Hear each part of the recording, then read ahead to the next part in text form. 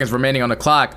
The Gorillas need to plant this bomb. They need to plant it fast. It looks as if LAG, they're just trying to juggle where to go and attach. That's two. Can he find the third? Aqua just escaping around the corner, wondering what just happened to my teammates. Finds the first one, but cannot. Hi, I'm Dylan Attach Price, and this is my road to glory. The team was definitely confident after winning that last tournament. There was a couple of meta changes right after we had won that tournament, so I think the game was more MP5s because there was a little change to that where the 10mm attachment was back in the game. So we scrimmed with that for a couple days, and going into the tournament we felt good. We were still playing well, and unfortunately we didn't get the results we wanted. Game number one, LA Gorillas. We just did our normal review of the team, looking at their breakoffs and then some of their S&D strategies. Then Vivid is one of the best S&D players in the league for sure. So we were kind of looking to shut them down in S&D, and they're also a really good S&D team. They have a really high win percentage on it. So if we beat them in S&D, we kind of knew we had the series, and we came out clutched up in the S&D, and we were able to get the 3-0 that series. I'm pretty sure they start wrapping back A here, if I remember correctly. And I was watching. I was in the back of our base, but then when I realized that nothing's there, I come back over towards the A side because I have a feeling they were going to wrap the bomb. We saw them. We know they're going over there. That's why we pretty much just told Max just to wait there the whole time. Don't move, because they always like to come back.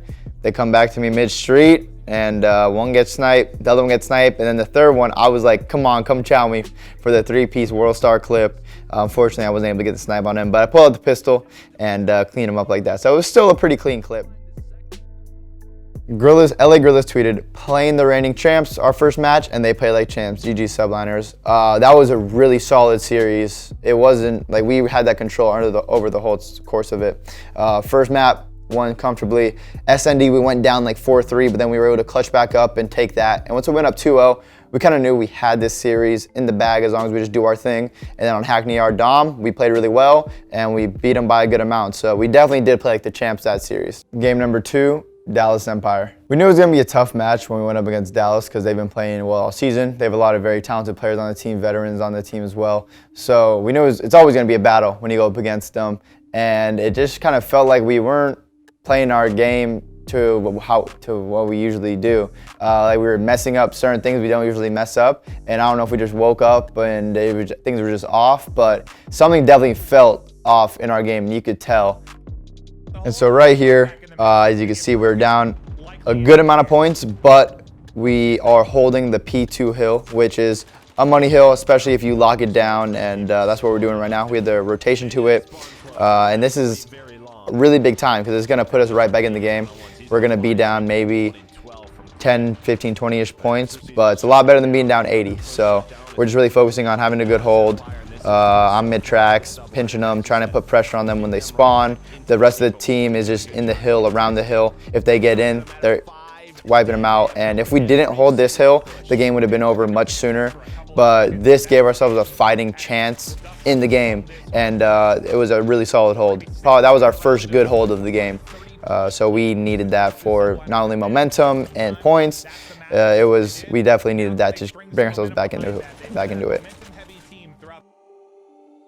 I tweeted this in response to Clayster because he talked about how they played on a Texas server versus the Paris team. The Paris team doesn't play in Paris. I'm pretty sure they're mostly based in Southern California. And these servers that we use for the matches, a lot of them are in Texas area, Chicago area. I would probably say those are the two best spots to live if you're a player and or a team in the COD League right now. Game number three, Paris Legion. We've played Paris a little bit in scrims. They're a team based in California, so I would say it's one of the harder teams to scrim. Usually we play teams that are in the central-ish area, unless we get a Texas server and play them. But I don't know, when you scrim teams from coast to coast, it's really just not the best. So we haven't been playing them too much, but we knew that this was their last tournament they played in before champs, so they were going to be going hard because they need to get these points for good seeding, or they're going to start in losers bracket. Paris just came out strong. First map, we definitely did make some mistakes to where it costed us, and we were almost able to clutch up at the end, but our mistakes costed us, and it was too little too late. And right here, we're going from the P5 hill, trying to break the P1 hill. They went off it. They only need 15 more seconds, and we needed a lot. But we are getting the first couple of kills. We have a nice pinch developing. Mac gets killed, and then the other guy that was on their team kills me trying to trade Mac. But it's all good. We did our job. We broke the hill. All we need to do is just keep fighting him on it, keep contesting it, and just push it to a second hill, because we couldn't win. We were like a couple seconds off winning, but as long as we just contest and hold control of it, we can push it to a P2. And then Zed is actually, Zed made a really good play on the flank, and I picked it up. And instead of him over-challenging, because I would have killed him, I had the advantage in the fight because I just randomly turned around because I knew something felt weird. He just ran away and was buying time, so we had to, our team had to worry about him because we're like, where's this guy on the pinch? What's he doing? And then Tommy goes really big with a huge contest and a huge kill on the hill to buy us just enough time to get to a P2 hill. And right now, we kind of mess up here by not going to the back. If we would have went to the deep back by the white car or the barrels, we would have had a way better crossfire on these people running into the back plat. And all we needed to do was literally get one wave of kills. If we would have got one wave of kills there, we would have won it. I would attribute it to it being an off day. I really don't know that we've never played like that. Even the tournament where we didn't make it to Championship Sunday when we first got Mac, we beat Chicago, then we lost to FaZe, and we lost to Chicago. So we lost to really good teams. That was our first tournament with Mac. Every other tournament we've made it to Championship Sunday. So I really can't even explain a day where we didn't win a map. Everything was just everything we were doing just was off. So we definitely had a slow start to the season, and going into the LA event, we were definitely having some chemistry issues, and we all knew it. So after that, we made a change and picked up Mac. And that's when everything kind of started turning around. We started getting some points, getting some good placings, and just playing well as a team together. Everything was flowing on the map. And you could just tell when the team is playing well together by playing Call of Duty with each other. Everything just flows smoothly, and it just felt better. The message amongst the team going into playoffs and champs is that whoever is the hungriest players, hungriest team, puts the most work in, is gonna win. I've won a world championship before, so I know what goes into it. All my other teammates, they've all won before now, so we all know what goes into it when we are putting our best effort in. And if we could do that for a month straight, put our best effort, we're going to be in a really good spot going into playoffs and champs. I don't know if we'll win it, but we're going to give ourselves a chance to win it. And we got to realize every other team and every other player, every other coach, every other staff is going to be working just as hard. And we got to make sure we do everything we can to put ourselves above in every single game mode. Hi Dylan, this is Mom. You've been gone now for several months. The house is very quiet without you. Dad and I miss you very much. But we are very proud of you that you have gone on to pursue your dream of becoming a video game competitor.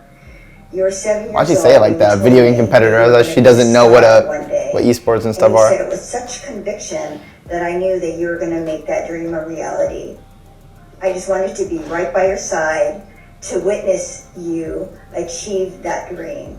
And I have been very happy to be by your side, to watch you become a Call of Duty World Champion, to watch you become an All-Star, to see you make that play of the year, and that play was put into the Esports Hall of Fame.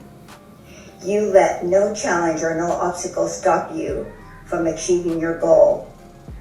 You are one of the best comeback kids that I know of. Because when someone throws a challenge in front of you, you just tackle it head on. And that's when you find your best successes. Definitely do miss my parents and California, my house, my puppy, all that stuff very much. So it did feel good that we got a win because we moved across the country. So I feel like it kind of paid off a little bit, but my mom is right with the whole champ stuff. We got to prepare, we got to be ready because everyone's going to be going hard. And but our preparation just needs to put us ahead. That's it. We just got to do more and be more, and then the results will show at champs, whoever put the most time in. So that's the plan. And she's definitely right about all the crazy comebacks I've definitely had. My teams and I have definitely had the best comebacks in COD history, whether it be crazy loser bracket runs, crazy game 5s, or whatever it may be. But yeah, it's kind of fun to make the impossible possible. So that's always been a big thing, and my parents have been a big support. They've been huge in supporting me throughout my whole gaming career. This is how I ruled my day. How do you rule yours?